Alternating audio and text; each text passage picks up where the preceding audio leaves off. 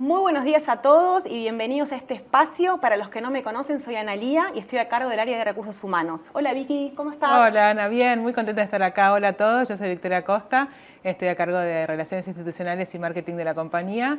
Así que bueno, bienvenidos a todos a este streaming. Saludos especiales para los que nos están mirando desde la operación, espero que sean muchos. Hoy estamos transmitiendo desde Olivos, nuestro centro de formación técnica, y como todos los años, en el mes de marzo queremos reforzar nuestro compromiso con la diversidad de género en el contexto del Día Internacional de la Mujer y lo que Veolia nos propone como las acciones de Yes We Do. Desde mi rol, pero sobre todo desde mi convicción personal, creo en un concepto más amplio de diversidad que no solamente tiene que ver con género, sino que realmente podamos generar oportunidades para aquellas personas que tienen menos posibilidades de ingresar en el mercado laboral con las personas que tienen algún tipo de discapacidad. Realmente si como empresa y como personas que trabajamos en Veolia podemos cambiarle la vida a una persona al menos y a su familia, creo que es algo de lo cual tenemos que estar muy orgullosos. Hablando un poco de la diversidad de género, la realidad es que no hemos incrementado significativamente la cantidad de mujeres en nuestra población total de empleados. Si bien hemos crecido del 8 al 9% del total de mujeres sobre el total de empleados y también en fuera de convenio hemos logrado aumentar 2 puntos en la cantidad de mujeres, la realidad es que el crecimiento no ha sido significativo. Y esto tiene que ver fundamentalmente con cómo tenemos estructurados nuestros negocios, que nuestras actividades principales tienen que ver con la gestión de residuos y la gestión multitécnica en el negocio de energía, donde cuando salimos al mercado a buscar las personas que van a ocupar estos puestos, la cantidad de mujeres que se postulan es realmente muy baja. Pero la verdad que como empresa no solamente apostamos a la cantidad, sino también a potenciar y ayudar el desarrollo de carrera de mujeres que puedan tener roles de impacto dentro de Veolia. Así que hoy vamos a estar hablando un poquito de todos estos temas. ¿Cómo seguimos, Vicky? ¿Cómo se va a estructurar la dinámica de hoy? Bueno, durante este espacio vamos a estar recorriendo historias de vida muy interesantes. Vamos a estar conociendo, por ejemplo, el caso de una mujer que tuvo un crecimiento muy significativo y hoy tiene una posición tras un recorrido muy inspirador. También vamos a conocer un testimonio sobre discapacidad, sobre cómo es convivir con la discapacidad dentro de nuestro entorno familiar y cómo desde la compañía podemos acompañar a esto. Y también, bueno, vamos a conocer la historia de Daniela Asa, que es una invitada especial que vamos a tener, que tiene una historia realmente muy conmovedora para que nos invite a reflexionar en este día tan especial. Esperamos que lo disfruten.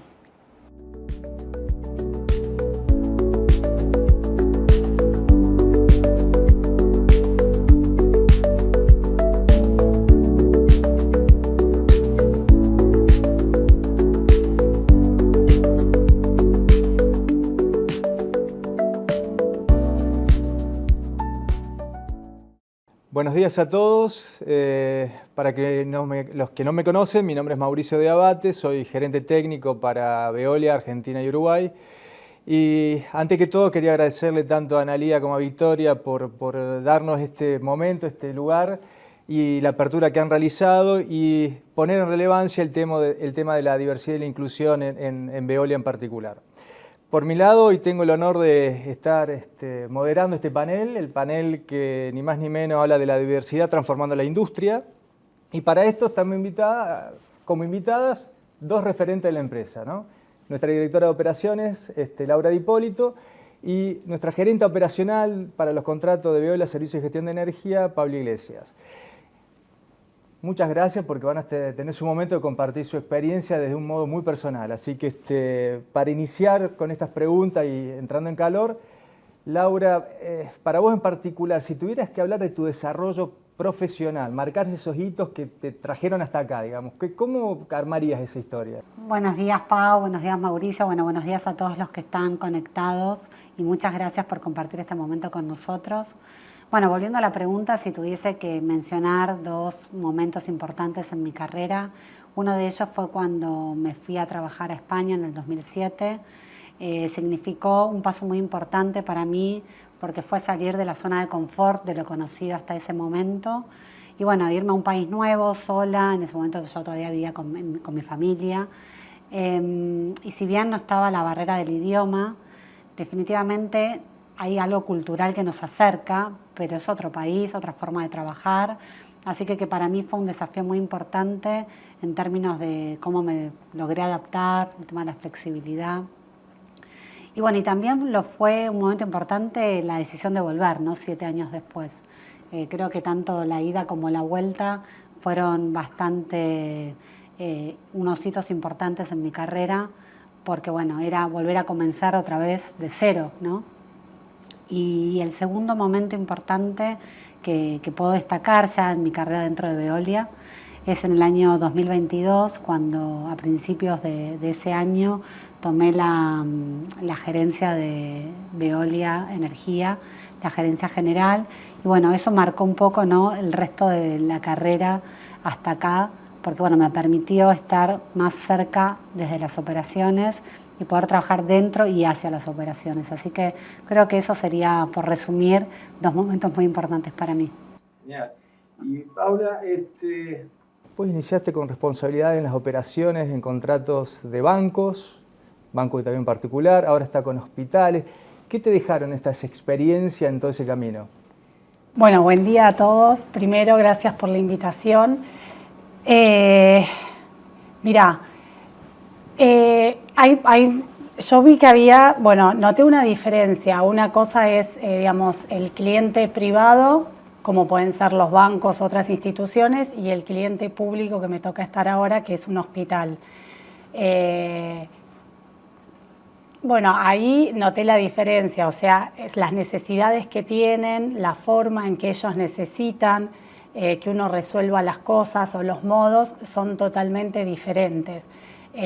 También a veces el agradecimiento que recibís de parte de ellos también tiene otra calidez y se nota la diferencia, ¿no? Con respecto a los hitos, algo que me pasó a mí cuando ingresé a Veolia, me acuerdo el día que ingresé por primer día de que venía a firmar los papeles y ya me quedaba, Soraya me dice, ¿te contaron? Y le digo, ¿qué me contaron? Me dice que vas a ser la primer geomujer. ¿Cómo la primer geomujer? Le digo, ¿no tienen a nadie? No.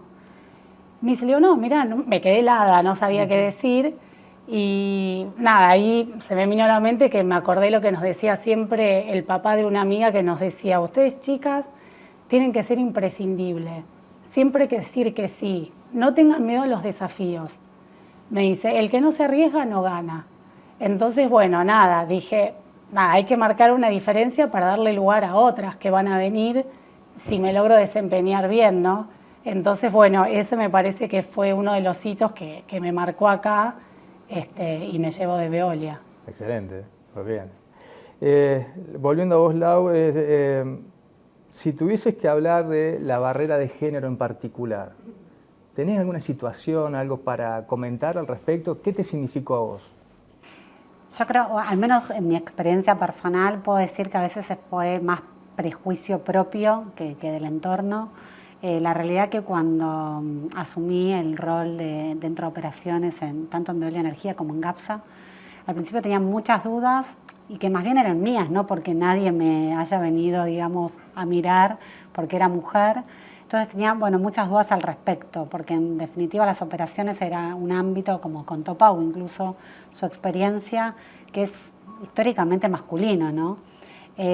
Así que bueno, pero la realidad es que después me encontré con un grupo de profesionales y de colaboradores que para nada me hicieron sentir eso, que formamos un gran equipo desde el punto de vista de debate, de ideas, de puntos de vista, con lo cual creo que la barrera más interna que lo que venía de afuera. Cuando empecé a trabajar en España, hace 20 años atrás, no había tantos ni argentinos ni gente de otros países trabajando en la oficina. Y también era una sociedad hasta ese momento bastante conservadora, donde las posiciones más de liderazgo, gerenciales o incluso socios, estaban básicamente aisladas para los hombres, ¿no? Así que bueno, yo creo que ahí sí, creo que sentí la presión de demostrar que no me condicionaba ni el género ni de dónde venía. Así que... En cuanto a la diversidad, ¿qué crees que le aporta en sí al estilo de liderazgo en particular? Yo creo que lo que nos permite la diversidad es tener como puntos de vista más heterogéneos.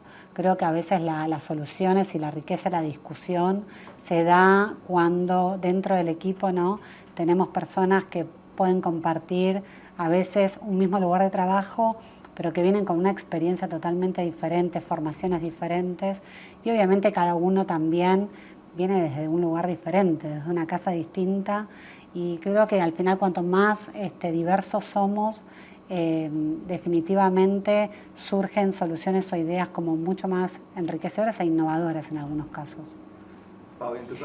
Sí, a ver, escuchando a Laura concuerdo mucho de lo que ella dice.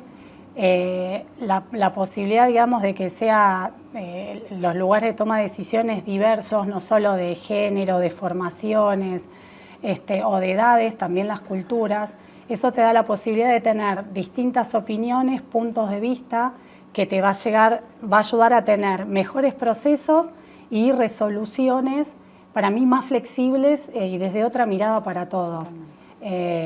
Porque como dice Lau, cada uno viene de una casa, de una formación, y capaz el otro tuvo otras oportunidades, más arriba, más abajo, y eso va a ayudar a confluir para mí en algo más general y más amplio y más diverso para todos. Y desde Veolia nos están invitando a pensar cómo veremos al grupo, a nuestra actividad, a nuestra empresa de acá 5 a 10 años en términos de diversidad. Si vos tuvieras que imaginarte ese escenario, ¿cómo lo dibujás?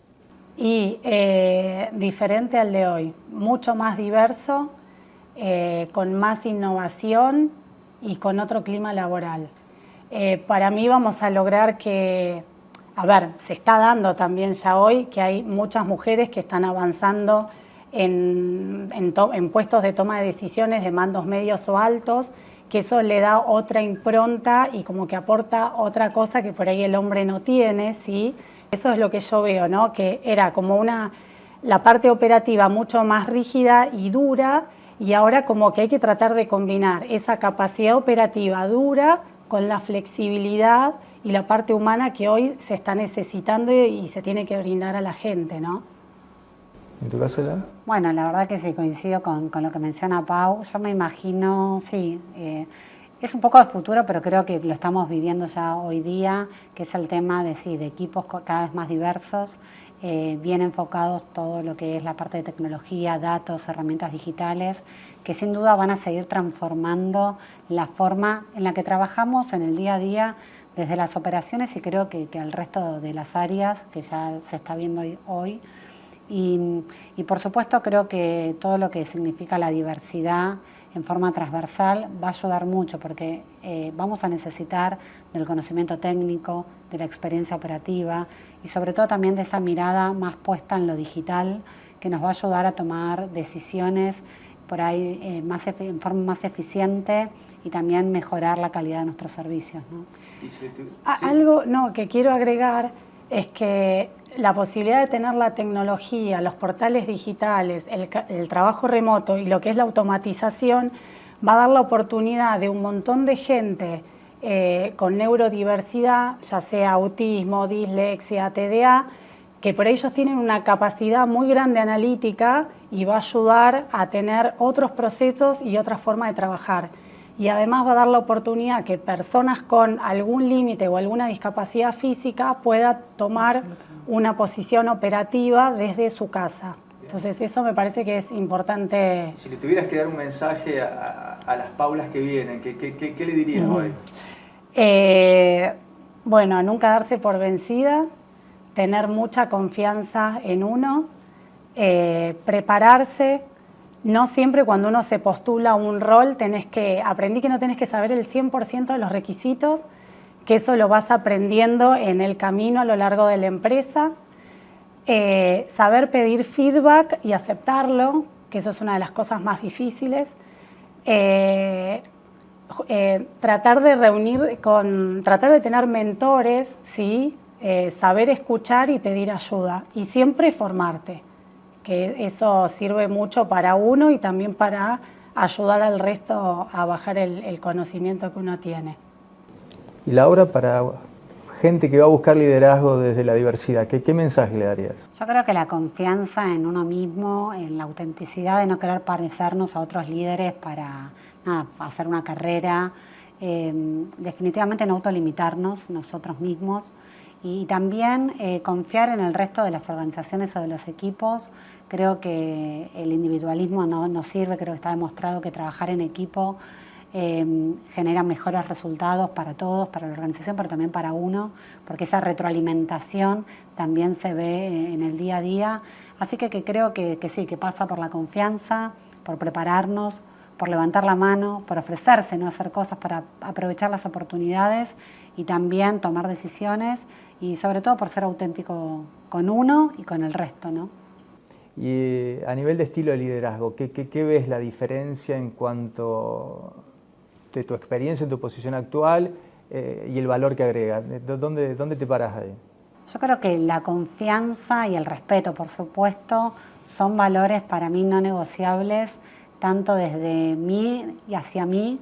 Creo que eso genera equipos en los cuales uno puede descansar desde el punto de vista de, de esto del compromiso, de poder confiar en que todos estamos, digamos, para lo mismo, ¿no? Con un objetivo común y también dar oportunidades, dar visibilidad. Creo que eso es importantísimo, ¿no?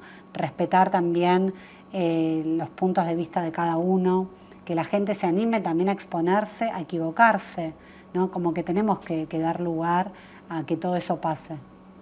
¿Y Paula, para vos? Bueno, con respecto al estilo del liderazgo, para mí uno tiene que ser auténtico, tiene que ser uno, no copiar a otro un estilo de liderazgo de otra persona. Algo muy importante es escuchar activamente al otro, darle oportunidad de que participe en algún proceso o en alguna tarea, que dé su punto de vista, su comentario, que de ahí va a salir una mejor resolución.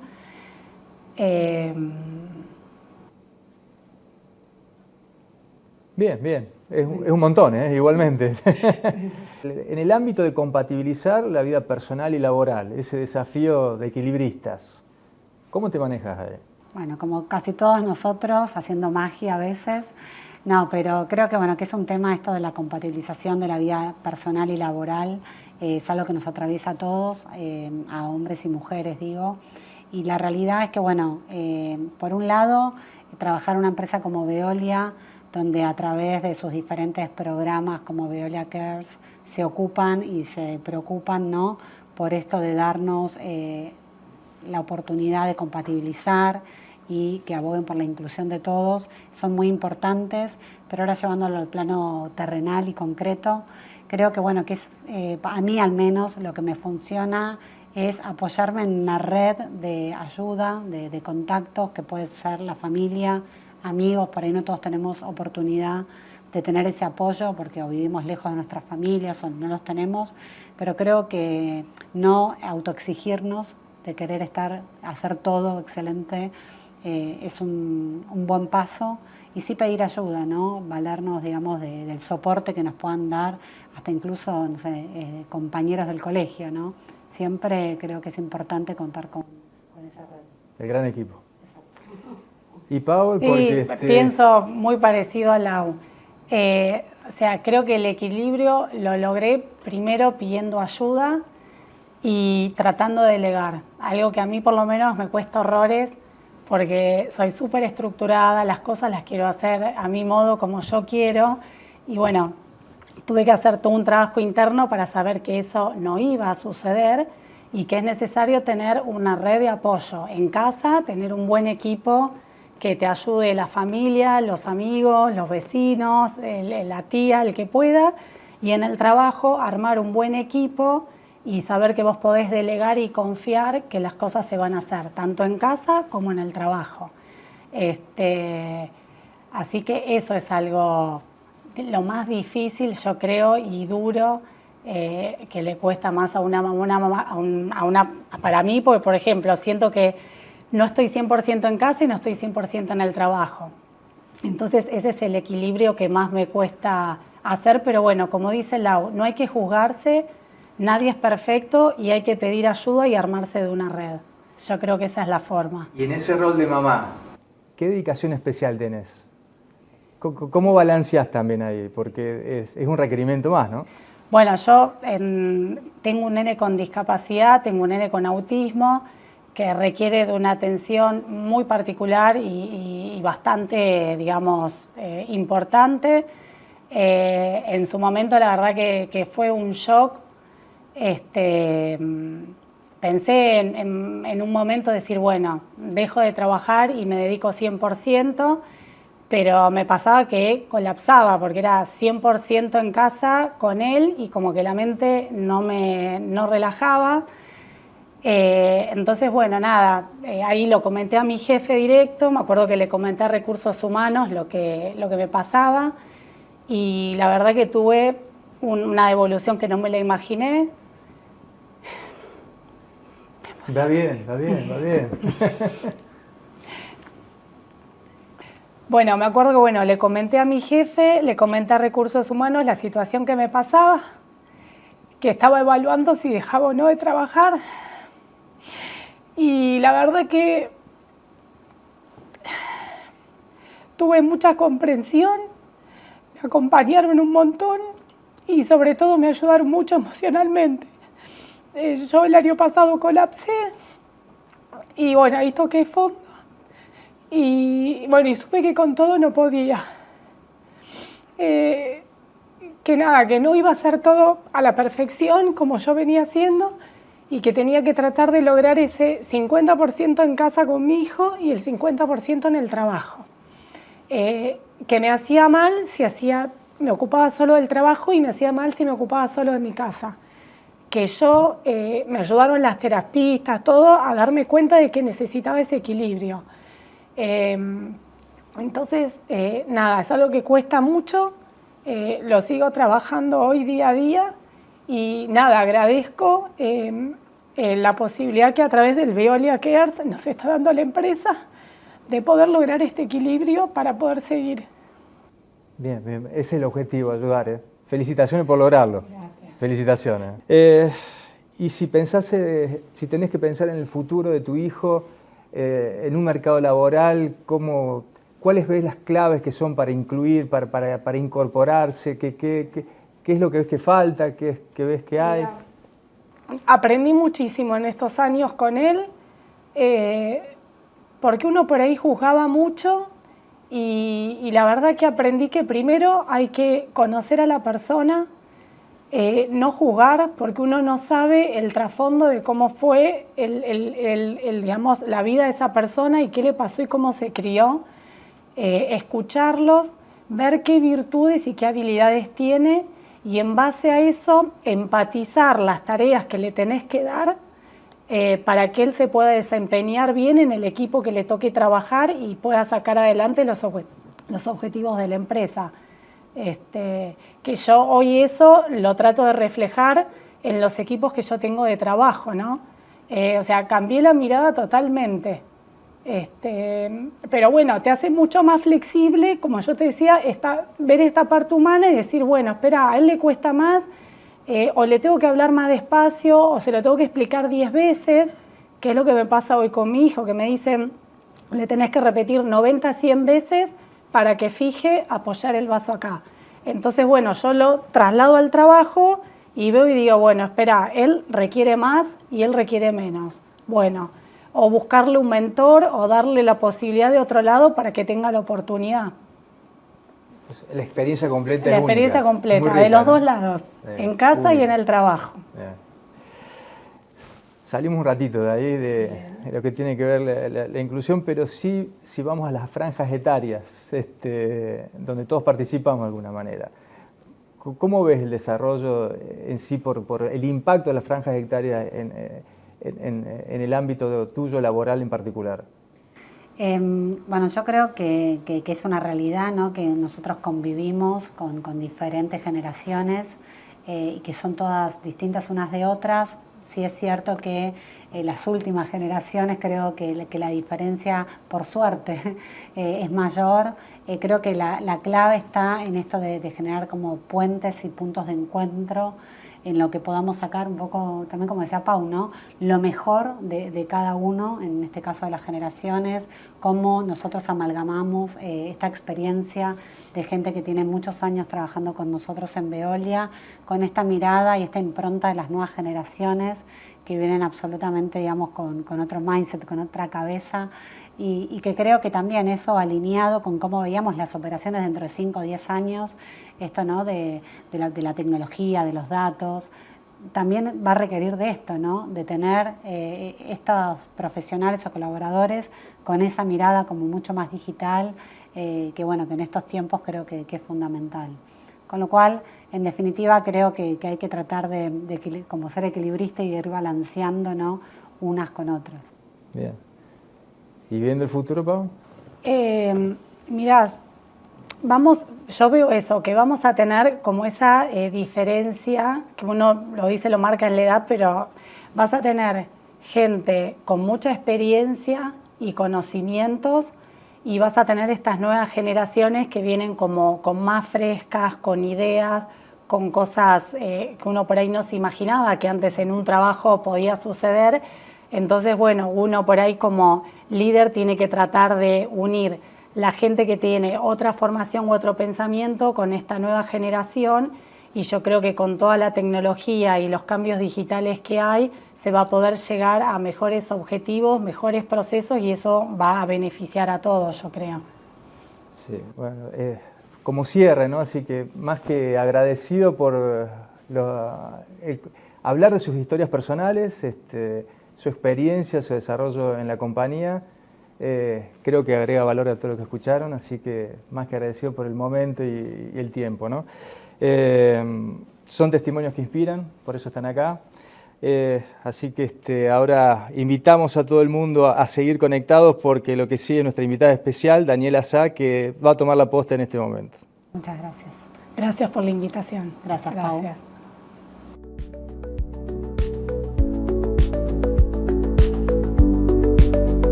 Mi nombre es Alejandra Alonso, soy de la consultora Simple Diversity, que venimos acompañando a Veolia en todo lo que es el proceso de inclusión de personas con discapacidad. Nos acompaña hoy Daniela Asa, licenciada en comunicación, facilitadora en discapacidad y diversidad y speaker motivacional y creadora de contenidos. ¿Cómo estás, Ale? ¿Cómo estás, Dani? ¿Todo bien? Bien, todo bien. Muchas gracias por invitarme. Un placer estar acá. Para nosotros también.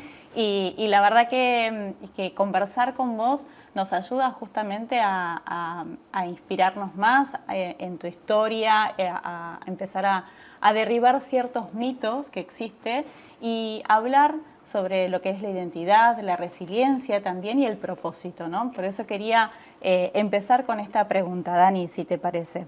¿En qué momento sentiste que tu historia dejaba de ser una historia médica para convertirse en una historia con propósito? Bueno, es una pregunta súper fuerte. Yo, vengo haciendo, como bien afirmás, un trabajo de deconstrucción, de educación y visibilidad, pero este cuento empieza hace 41 años, cuando al nacer me diagnostican una condición rara y poco frecuente que se llama artroriposis múltiple congénita, y ahí va lo médico.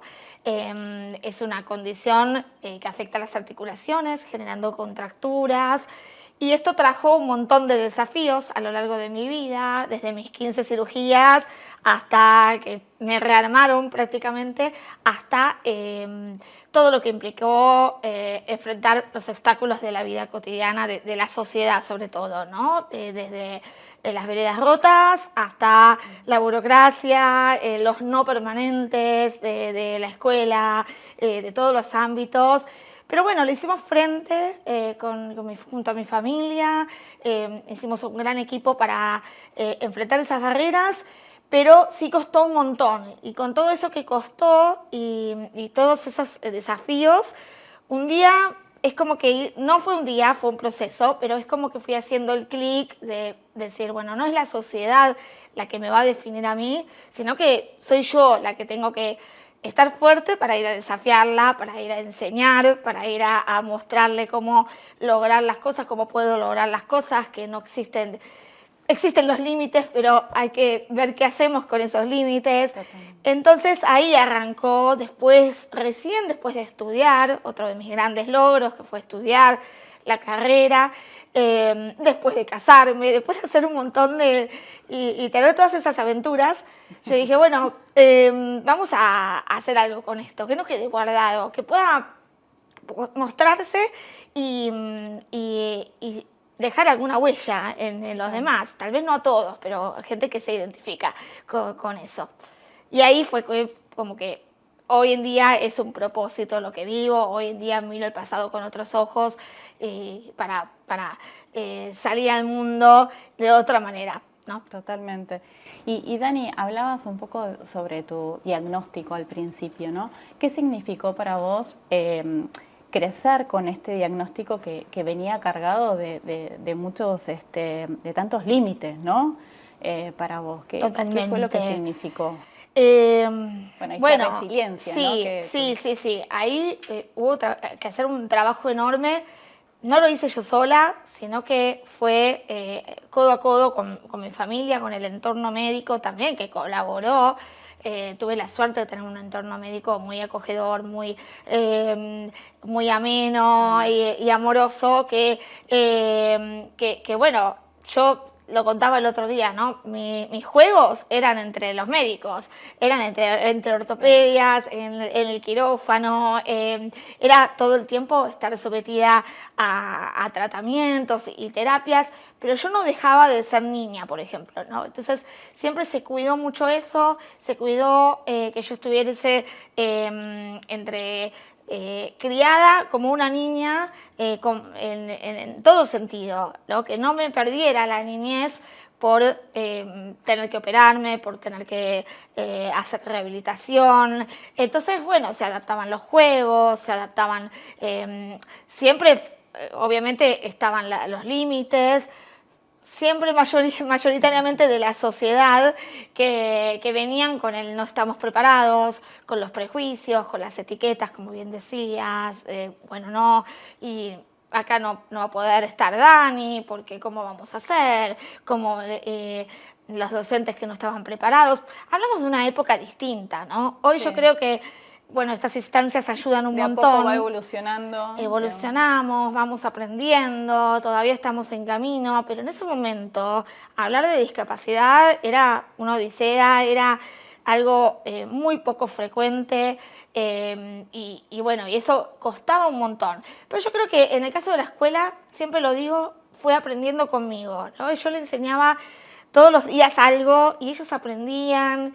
Y ahí se daban cuenta, y sí, la verdad que, bueno, sí, podríamos haber hecho esto. Eso, bueno, hice jardín, primaria y secundaria en la misma escuela, y creo que ellos guardan ese recuerdo mío, y me escriben, ¿no? Por las redes sociales, y me dicen, la verdad que yo con vos aprendí mucho, ¿no? Como ser mejor docente, más humana. Así que, bueno, en todos los ámbitos, así, como íbamos con la familia contagiando esos valores y tratando de mejorar cosas que veíamos y que nos pasaban, ¿no? Lo mismo las rampas, peleándonos todo el tiempo, y es el día de hoy que me peleo con todos, pero no siempre fue así, un tiempo que me costaba mucho pedir prioridad o defender mis derechos, ¿no?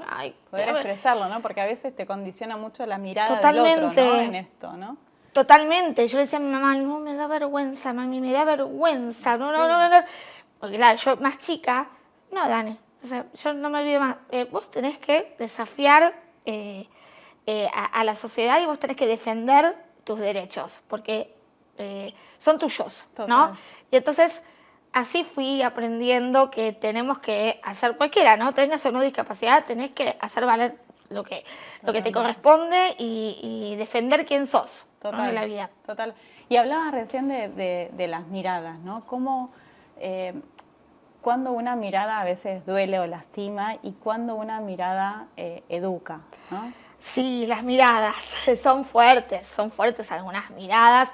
Y más en tu época de adolescente también, ¿no? Todo ese proceso. Yo siempre vuelvo al pasado. Antes era no lo mires, ¿te acordás? Era como no lo mires, no lo mires, no. Hoy las personas con discapacidad y muchos otros colectivos también decimos miranos, acércate, preguntá, aprendé.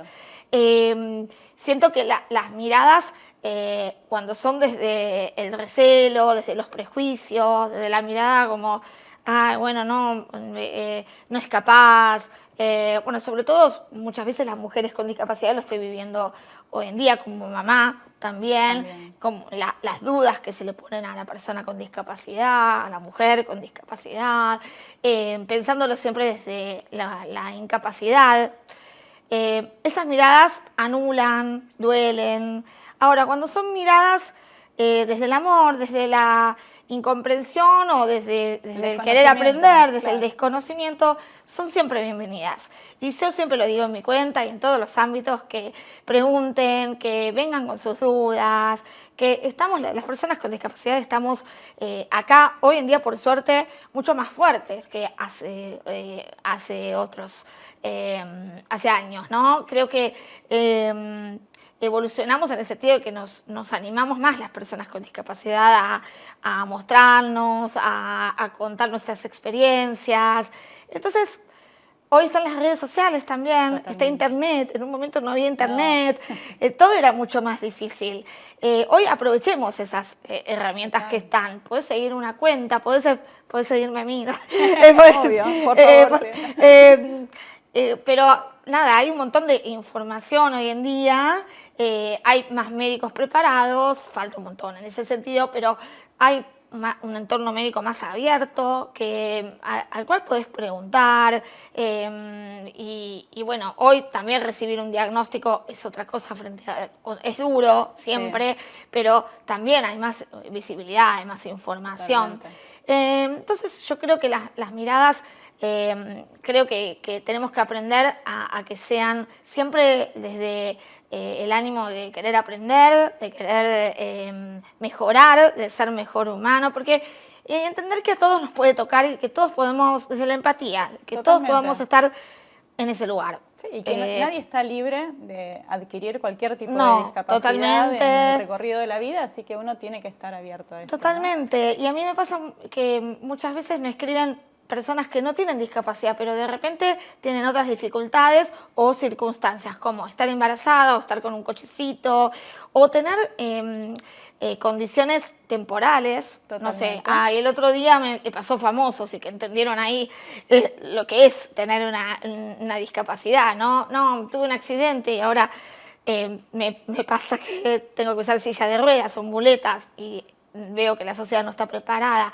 Entonces, nos pasa a los adultos mayores también, les pasa, entonces nosotros todos vamos a envejecer y vamos a necesitar de la inclusión. No es algo ajeno a nosotros la inclusión, entonces creo que tenemos que ir por ese lado para mirar desde la empatía. Totalmente, totalmente. Y hablabas al principio de la familia, ¿no?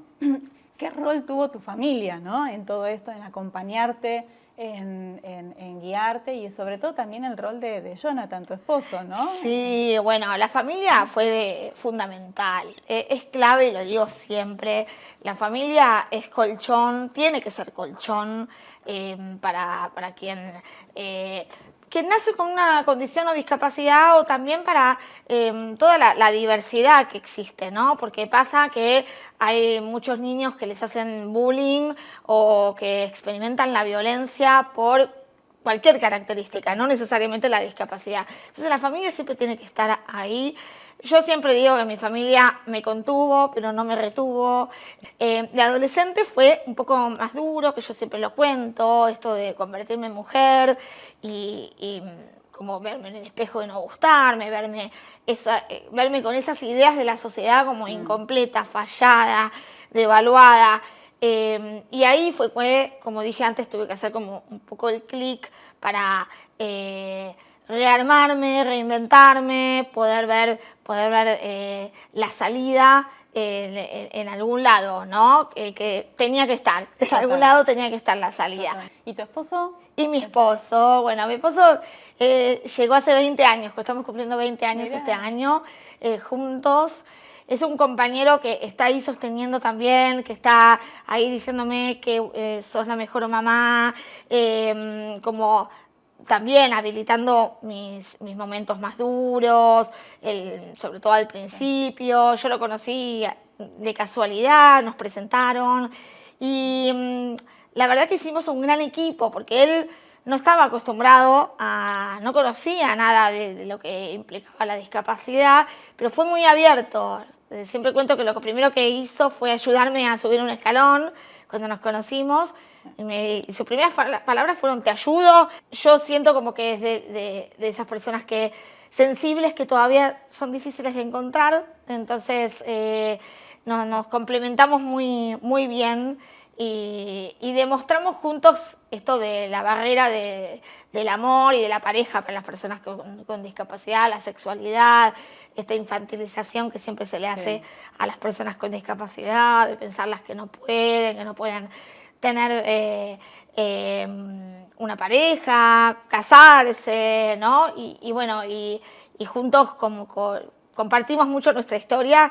Y llega, pues son tabús muy vigentes todavía. Total, sí. de arriba el mito, ¿no? Porque a veces uno piensa de que tenés una discapacidad, te vas a casar con una persona. O piensan que él tiene, me preguntan en las redes si tiene discapacidad. Claro. ¿Qué discapacidad? Me dicen en TikTok, ¿qué discapacidad tiene tu marido? No, ninguna. No tiene que tener una discapacidad, ¿no? Entonces, esas son las miradas, como decíamos antes, desde el prejuicio, ¿no? Que tiene que tener una discapacidad. Entonces, habilitar todos esos entornos que históricamente fueron para los normales, entre comillas, forma parte de la inclusión que queremos sostener y que queremos invitar a abrir conversación, ¿no? Totalmente. Bueno, muy bien. A ver, Dani, venimos hablando un montón sobre tu recorrido a nivel personal, ¿no? Y ahora me gustaría también pasar por tu experiencia como mujer, como líder, como mamá, ¿sí? Por eso quería preguntarte, a ver, ¿qué barreras específicas sentís que enfrentan las mujeres con discapacidad que quizás otras mujeres no? Bueno, sí, hay un montón de límites que enfrentamos las mujeres por nuestra condición, ¿no? Las mujeres con discapacidad, y que vienen de una doble exclusión, por nuestra condición y por género, que es histórica. Vos pensás que a cualquier mujer la han segregado, la han discriminado, y cuando vos le agregás el plus de la discapacidad, bueno, ahí se le vienen encima todos los estereotipos habidos y por haber, estereotipos de belleza, ideales, de perfección, ¿no? La mujer con discapacidad siempre es concebida desde la falla, desde, bueno, lo que me pasaba a mí en la adolescencia, ¿no? No verme representada en ningún discurso, no verme incluida en términos de accesibilidad y de discursos, ¿no? Bueno, yo no veía a nadie como yo. Entonces, hoy avanzamos y hoy hablamos de género, pero muchas veces la mujer con discapacidad queda exenta o aislada de estos temas. Hoy un poquito más avanzamos y celebro esos espacios, pero siento que, bueno, todavía nos falta, ¿no? Esto de pensar que en la interseccionalidad, pensar que la mujer con discapacidad no es la mujer que tiene recursos, que tiene todo lo que conversé recién, ¿no? El apoyo familiar. Hay muchas mujeres, somos todas diferentes, y muchas mujeres con discapacidad son obligadas a veces a no maternar, no podés tener hijos porque con tu problema, ¿no? Esto es muy sabido, hay informes que hablan de eso, ¿no? Violentadas, muchas sufren violencia de género también. Entonces, es una temática muy y después se delicada. Suma el edadismo, ¿no? También se suman a nivel claro. Muchos se ven en el mercado laboral también, totalmente. ¿no? Cuando son más de 45. Y tal vez tienen alguna dificultad, alguna condición adquirida. Sí, totalmente. Y después está, bueno, como conversábamos antes, todo lo que tiene que ver con sexualidad, que como que la mujer está más impregnada de todos esos discursos, ¿no? Todo lo que es el cuidado personal, la sexualidad, ¿no? Y la mujer con discapacidad está como ahí fuera de todos esos discursos todavía. Entonces, yo siempre pregunto, cuando doy una charla o algo, ¿cuántas mujeres con discapacidad o cuántas mamás con discapacidad ven en una publicidad, por ejemplo, ¿no? En el Día de la Madre? ¿no? Total. Más allá de que hay un montón de publicidades que ya deberían no estar vigentes, pero en cuántas ves, no sé, una publicidad de un perfume, una publicidad de algo de cuidado personal, cuando ves una mujer con discapacidad, cuántas veces ves, ¿no? Tal vez de manera excepcional, y esto es también Y hasta conflictivo. muy consciente, ¿no? Sí, sí, y también se hace como de manera desde la lástima o muy desde el, bueno, lo hago para mostrar, para cumplir con el checklist, nada más, y no se hace dentro de la marca o de la empresa un diagnóstico o algo más a largo plazo, ¿no? Entonces, bueno, tenemos que seguir trabajando. Creo que las oportunidades existen para seguir visibilizando género y discapacidad. Yo por mi parte, como desde que soy mamá, visibilizo mucho más el rol como mamá. Trato como de derribar estos prejuicios que en realidad afectan también a todas a veces, ¿no? Se piensa en una perfección. A todas las mamás las piensan como que tienen que ser perfectas y que tienen que cumplir con todo, que pueden solas. Y cada vez que en una red social me dicen, no, vos no podés, necesitas ayuda. ¿Y qué mamá no necesita ayuda? Entonces, todas necesitamos. Lo que pasa es que está muy impregnado el discurso de poder sola, ¿no? Y Dani, ¿en vos cómo cambió el ser mamá? Un montón. Fue el último gran desafío que me tocó cuando yo creía que no había más desafíos o sorpresas. Lo buscamos mucho a Lucas, fue muy esperado, lo buscamos por muchos años y de hecho siempre cuento la historia del tratamiento que hicimos, porque bueno, no llegaba y la verdad cuando íbamos a un poco perder las esperanzas, bueno, llegó. Fue el único embrión el único, sí, Lucas. Así que, entonces ya de movida lleva ese mensaje de esperanza, de que tenía que llegar. Y bueno, y Luqui me invita todos los días a desafiarme, a ver las maneras, a ver nuevas maneras, a demostrar que tal vez yo imaginaba, porque no sé, embarazada o cuando lo estaba buscando, tal vez yo imaginaba que no iba a poder hacer algunas cosas y me arreglo perfectamente bien, obviamente con los límites y con las... Y muchos que vienen de las barreras también del entorno, Totalmente. llevar un cochecito por la calle no es fácil, los entornos no están adaptados, los productos tampoco están adaptados, entonces muchas barreras vienen del entorno y otras físicas que bueno, que se acepta eso, porque nunca es cuestión de romantizar y decir, bueno, podemos todo. Yo no soy de esos discursos, de que podemos todo, o con actitud. Yo siempre digo, la actitud no me construye rampas, ¿viste? No me construye rampas la actitud. Está bueno entender que no podemos con todo, pero aún con eso podemos un montón. Y quedarnos con lo que sí podemos, que son muchas cosas. Y creo que Luqui siente el amor igual o más que con cualquier otra mamá. Así que, y bueno, y sí, es como decimos que es nuestra bendición, porque es como que tenía que llegar. Así que muy agradecido siempre con su llegada. Bendiciones. Sí, sí. ¿Y como mamá te sentiste cuestionada en algún momento por...? El cuestionamiento vino más a través de bueno, el cuestionamiento implícito siempre viene a partir de la falta de accesibilidad, a partir de el entorno que te dice quién puede acceder a algo o no. Eso es un cuestionamiento. Totalmente. Y yo siempre lo pongo como cuestionamiento. Pero en palabras o desde las miradas, como hablábamos antes, las redes sociales, ¿no? Las redes sociales son un arma de doble filo.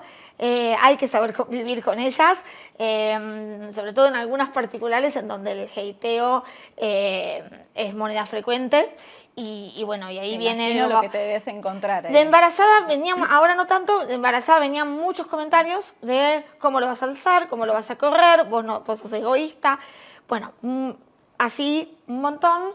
Entonces, bueno, nada, se le hizo frente educando, que es como es lo que yo hago mejor. Así que es siempre una constante sí, eso. sí, es siempre educando Siempre y desde el educando. amor y desde la visibilidad. Y hay mucha gente que ha aprendido, otra que no quiere aprender, pero nos quedamos con las que sí, con las que se quieren deconstruir y mejorar. Totalmente, totalmente. Bueno, Qué interesante todo esto, ¿no? Y cuánto nos ayuda el escucharte, Dani, a poder derribar todos esos mitos que existen, ¿no? Sí. Y sabes que nosotros desde el grupo Veolia estamos trabajando mucho en la inclusión de personas con discapacidad. De hecho, hemos incorporado 3 personas en este último tiempo con discapacidad. Y la realidad es que nos gustaría hablar de vos, un poco lo estuviste comentando, las barreras físicas, ¿no es cierto? Pero también existen otros tipos de barreras, más allá de la física, que a veces generan, yo digo, no son barreras, a veces son muros, ¿no? Que se levantan. ¿Cuáles consideras que son esos muros que tiene que trabajar una persona con discapacidad para poder incluirse al mundo laboral, ¿no? Bueno, sí, la barrera laboral es una de las más fuertes que todavía enfrentamos el colectivo de personas con discapacidad. Y estamos en el desafío también, ¿no? De empezar a concebir a la persona con discapacidad como un plus, como alguien que suma, como alguien que enriquece, ¿no? Está demostrado que los equipos inclusivos traen productividad a nivel imagen, a nivel todo, ¿no? Entonces creo que eso es lo principal, capacitarse. Creo que las empresas todavía se tienen que capacitar mucho, formarse mucho en estos temas antes de actuar, ¿no? Y después seguir, ¿no? Seguir la línea con coherencia. La capacitación por sí misma no hace nada. No, yo les digo a todos, no hace magia. No. Yo no hago magia, no tengo una varita mágica. Yo traigo mi experiencia, traigo mi conocimiento y nada más. Entonces, después hay que hacer un diagnóstico, hay que trabajar codo a codo con otras organizaciones, con otras empresas, saber de diferentes aristas también. Entonces, no es algo... Muchas empresas quieren trabajar inclusión hoy y tenerlo hecho mañana. Y no, la verdad que eso es un camino.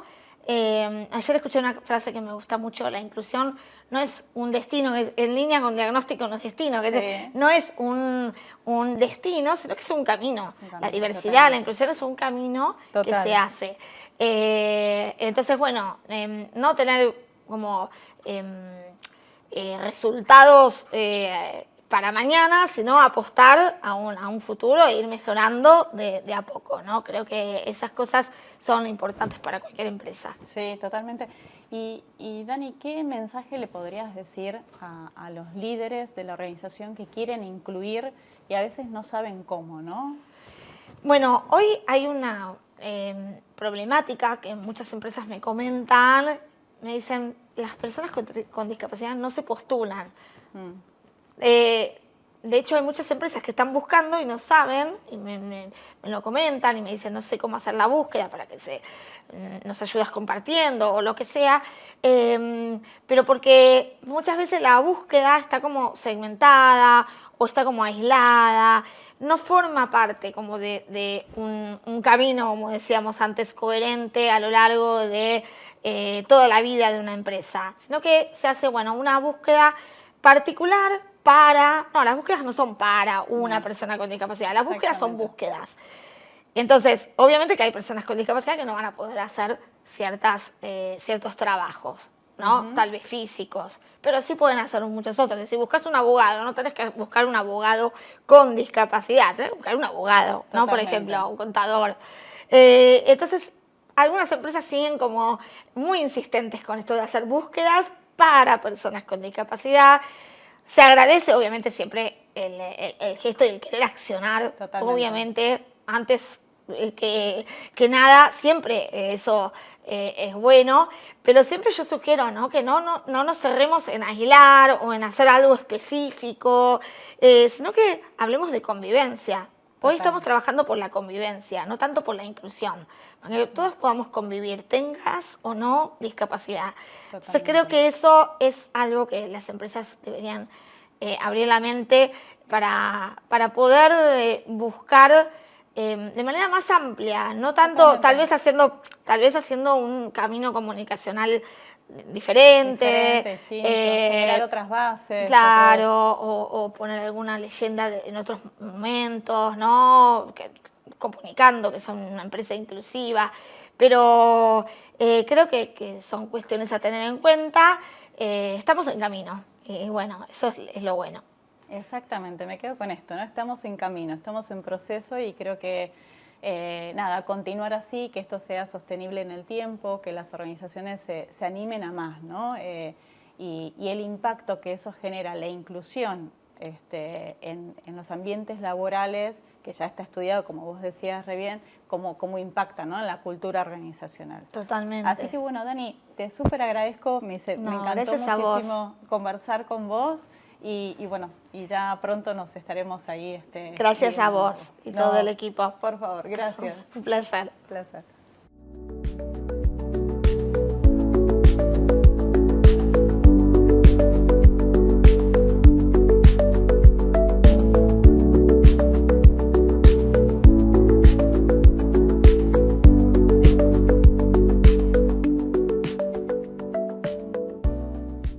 Bueno, cuánta cosa, ¿no? Acá llegamos al final, después de haber escuchado estos testimonios tan valiosos, tan lindos, ¿no? Así que, bueno, no nos queda más que agradecer a todos los que estuvieron conectados. También un agradecimiento especial, por supuesto, a los moderadores, ¿no? Totalmente. De lujo que hemos tenido, que nos han guiado por estas conversaciones, que espero le hayan dejado a todos alguna enseñanza. Tal cual. Y bueno, gracias especialmente a los que se pudieron conectar dentro de las operaciones, que sabemos que es difícil, que requiere un esfuerzo, pero nos propusimos este año llegar lo máximo posible a todos los empleados de Veolia. Así que esperamos que les haya gustado, que lo hayan disfrutado y que haya quedado el mensaje de que Veolia quiere seguir trabajando en la diversidad. Hasta la próxima.